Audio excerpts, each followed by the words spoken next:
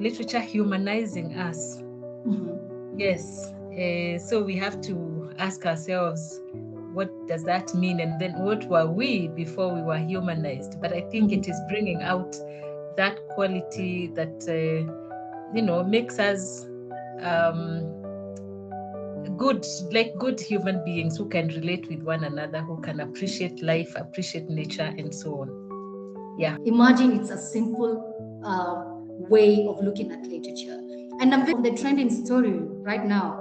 I'm not being political, but just a shade of idea. What's happening right now politically in regards to literature, the drama piece, Echoes of War? What's your takeaway on that? Shared experience and social dialogue.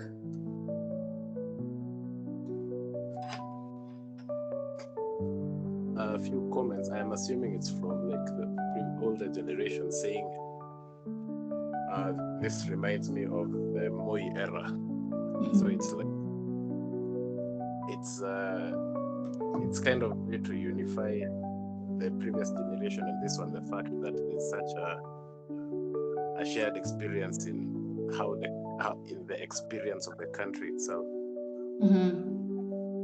The beauty of literature, it humanizing us. It's a gateway for us to share our experiences together, to have that social dialogue. What is your story? So what I'm saying here is, whatever literature text that you go through, it can be an essay, it can be a novel, a poem, a drama piece, whatever literature piece, it's all about engaging. When you read as a reader, you're being engaged by the author, actually in the shoes of this author in whatever situation they're talking about.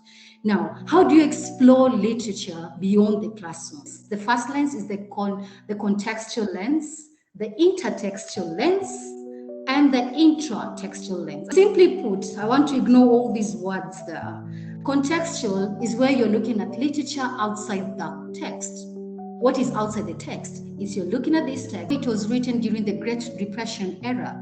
So when I'm looking at the Great Depression era, I have to understand as a reader what was happening historically, what was the impact of Great Depression, what was the impact probably of COVID-19 in Kenya, what was the impact of, so I'm echoing the historical factors, the cultural, the social factors.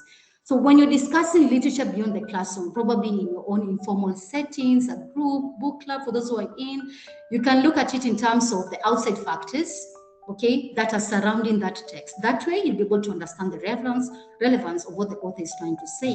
The other one is the intertextual. Intertextual means you're looking at the text in relation to the other text. But the text here, I mean either a novel, a poem, or a drama piece. Okay, so it recognizes the fact that, again, that beauty of literature, it recognizes to us that what?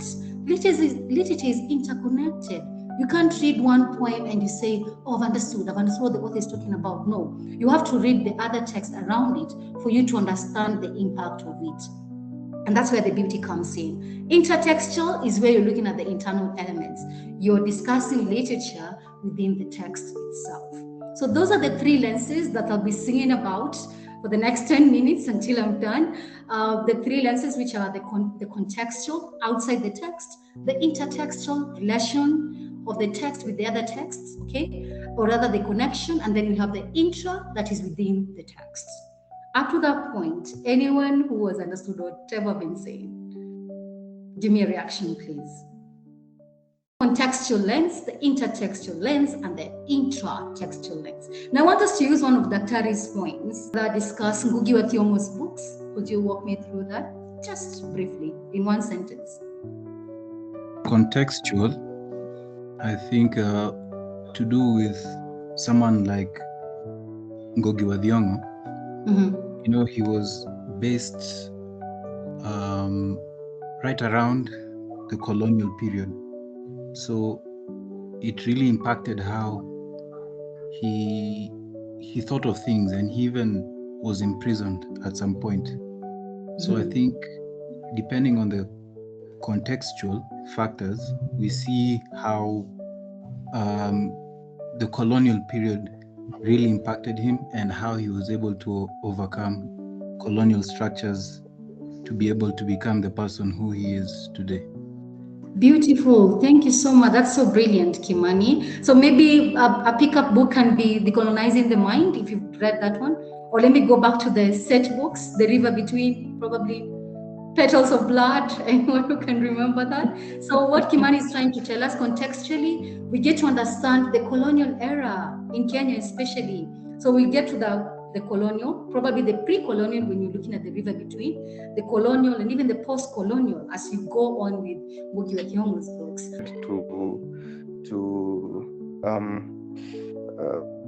Okay, so one of the books I read was 1984. Oh wow! And I think I can relate the third point, intertextuality, with in the book there are phrases like Big Brother is watching you and war is peace, and also there's concepts of doublethink. So these references, they build a consistent theme of like control and surveillance and control, and it reinforces the atmosphere of the dystopian world. So I think maybe that's how I can relate that with intertextuality. Good, thank you. Yeah, that's totally on point. Okay, let's jump on to Daktari's poem. That is a close reading of the poem, I Am Not an Eyewitness. So the poem is titled, I Am Not an Eyewitness, an elegy for Ken Walibora. I'm not an eyewitness, just an imaginer. I see him leaving his upmarket apartment, going downtown for some quick morning business. None of his usual designer suits and shoes, just casual wear and sandals. News and gossip are corona choked. Confusion and confoundment choke the air. Faceless phantom of a virus. Prescriptions everywhere. Don't touch, don't greet, don't hug. Wash, wash, wash. Mask, mask, mask. Distance, distance, distance. And he obeyed, hating the suffocation, respecting the malediction. No, I'm not an eyewitness, but I see him leave his car on the safe side, cross on foot to the other side. Just a short 1 hour and he will be back. Again, I'm not an eyewitness, but I see the underbelly of the city swarm, under the grip of the phantom virus. But even this marauding phantom is powerless to stop this city, Nairobi, the city of robbery. A virus cannot bring Nairobi to a halt. Can't stop the swift aim for his juggler, the swipe for the prize in his pockets, his instinctive dash into Laddi's Road, the futile hope to save himself, the confusion on Laddi's Road, the multiple embrace of flesh, bone, and metal. No, I'm not an eyewitness, but I see the crowd gather, confounded, the traffic grid lock, and he mangled on the tarmac. I said, I'm not an eyewitness, but I see the street in tumult.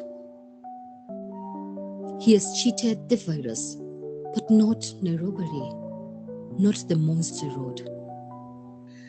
The contextual lens is when you read the poem, of course, you'll be able to understand that, oh my goodness, historically, the poem is taking us back to the global pandemic back in 2020, COVID-19, right? Up to that point.